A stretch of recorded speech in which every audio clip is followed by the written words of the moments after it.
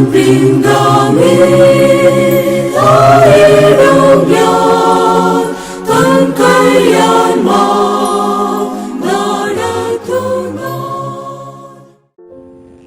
വായിക്കുന്ന വിശുദ്ധ വേദപുസ്തക ഭാഗം ആവർത്തന പുസ്തകം 30-ാം അധ്യായം 1 മുതൽ 20 വരെയുള്ള ദൈവവചനങ്ങളെ കേൾപ്പിൻ.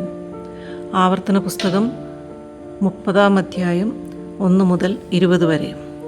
ഞാൻ നിന്റെ മുമ്പിൽ വച്ചിരിക്കുന്ന അനുഗ്രഹവും ശാപവുമായ ഈ വചനങ്ങളൊക്കെയും നിന്റെ മേൽ നിവൃത്തിയായി വന്നിട്ട് നിന്റെ ദൈവമായ യഹോവ നിന്നെ തള്ളിക്കളഞ്ഞിട്ടുള്ള അതത് ജാതികളുടെ ഇടയിൽ വെച്ച് നീ അവയെ നിന്റെ ഹൃദയത്തിൽ ഓർത്ത് നിന്റെ ദൈവമായ യഹോവയുടെ അടുക്കിലേക്ക് തിരിഞ്ഞ് നീയും നിന്റെ മക്കളും പൂർണ്ണ ഹൃദയത്തോടും പൂർണ്ണ മനസ്സോടും കൂടെ ഞാൻ ഇന്ന് നിന്നോട് ആജ്ഞാപിക്കുന്നത് പോലെയൊക്കെയും അവൻ്റെ വാക്ക് കേട്ടനുസരിച്ചാൽ നിന്റെ ദൈവമായ യഹോവ നിന്റെ സ്ഥിതി മാറ്റുകയും നിന്നോട് മനസ്സലിഞ്ഞ് നിങ്കിലേക്ക് തിരിയുകയും നിന്റെ ദൈവമായ യഹോവ നിന്നെ ചിതറിച്ചിരുന്ന സകല ജാതികളിൽ നിന്നും നിന്നെ കൂട്ടിച്ചേർക്കുകയും ചെയ്യും.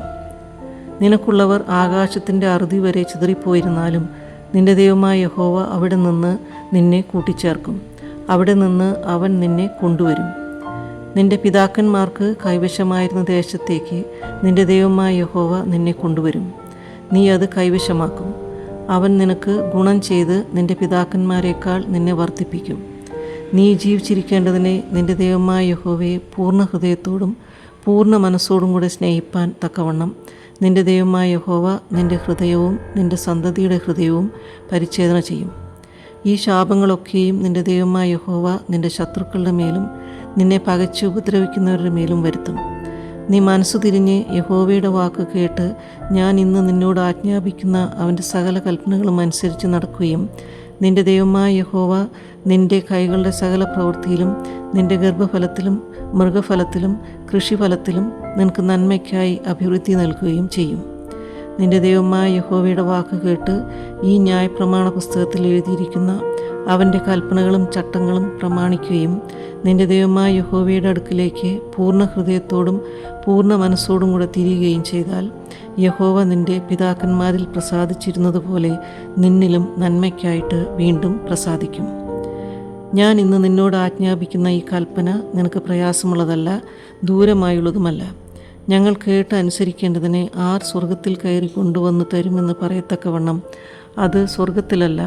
ഞങ്ങൾ കേട്ട് അനുസരിക്കേണ്ടതിനെ ആർ സമുദ്രം കടന്ന് കൊണ്ടുവന്ന് തരും എന്ന് പറയത്തക്കവണ്ണം അത് സമുദ്രത്തിനക്കരെയുമല്ല.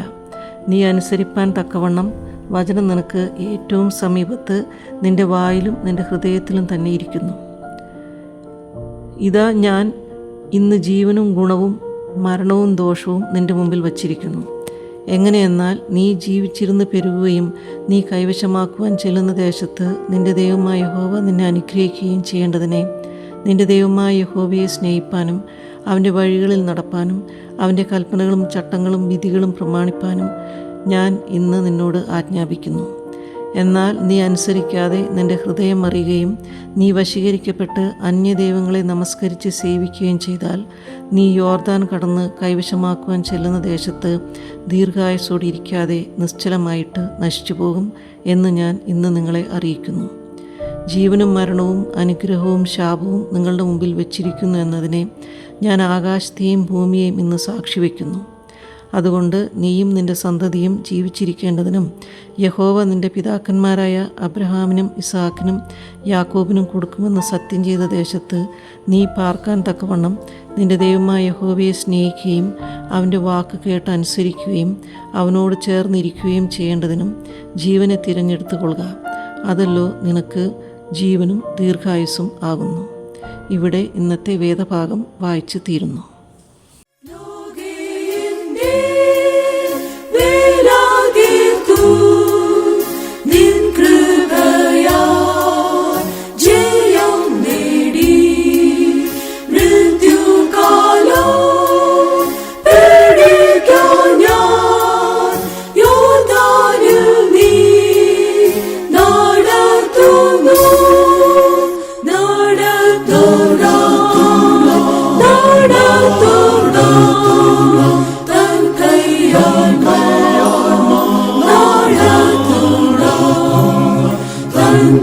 Kami lahir hallelujah